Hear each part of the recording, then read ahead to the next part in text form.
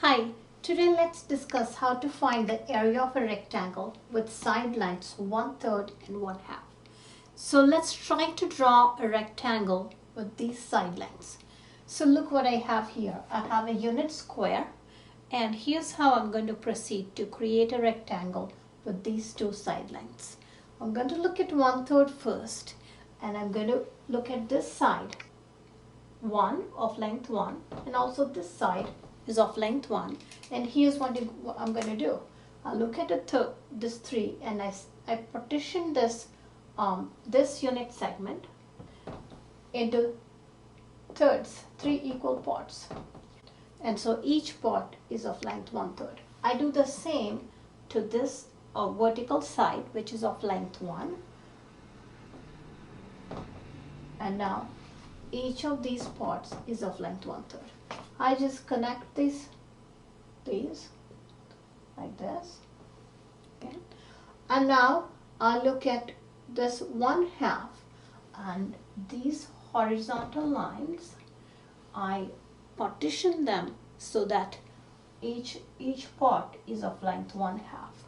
So I partition this into 2 equal parts, I partition this into 2 equal parts, and I connect those points. Now look at what I have. This length is 1/3. This length is 1/2 because I partitioned this side of length 1 into 2 equal parts by length. So each part is of length 1/2. So I wanted to sketch a rectangle with side lengths 1/3 and 1/2, and here it is. This is the rectangle whose side lengths are 1/3 and 1/2. The question asks us to find the area of this rectangle. Now we have placed this rectangle in a very convenient spot. It fits right into this unit square. Notice that the area of the unit square is 1. I'll write that down. Area of the unit square by definition is 1 square unit. Now notice the way we partitioned this unit square. We have partitioned into 2 times 3, 6 equal regions by area. Each region is congruent to one another, so each region has the same area. So we've partitioned the unit square into 3 times 2 equal parts, where when I say equal by area. So by a previous video, the area of each part is area of the shaded region is 1/6 because the unit square is partitioned into 6 equal parts by area. The area of each region is 1/6. Now, where did we get the 6 from? We got the 6 from really 3 times 2. This, remember, we sub-partitioned this length into 3, this into 2. That's how we got 3 times 2 rectangles placed inside a unit square.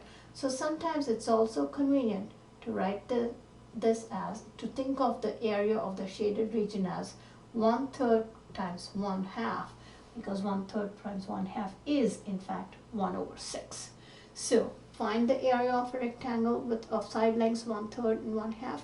From the picture it's 1/6, and mentally we make a note that 1/6 is really 1/3 times a 1/2.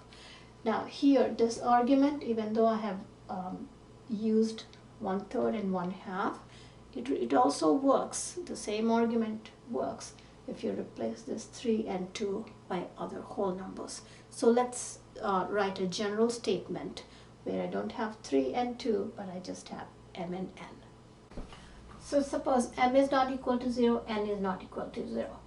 By the argument that we did for a specific example, the area of a rectangle with side lengths, which are of these unit fractions, is given by the following formula. The area is really, as we discussed before, it was really 1 over the product of these two numbers, mn.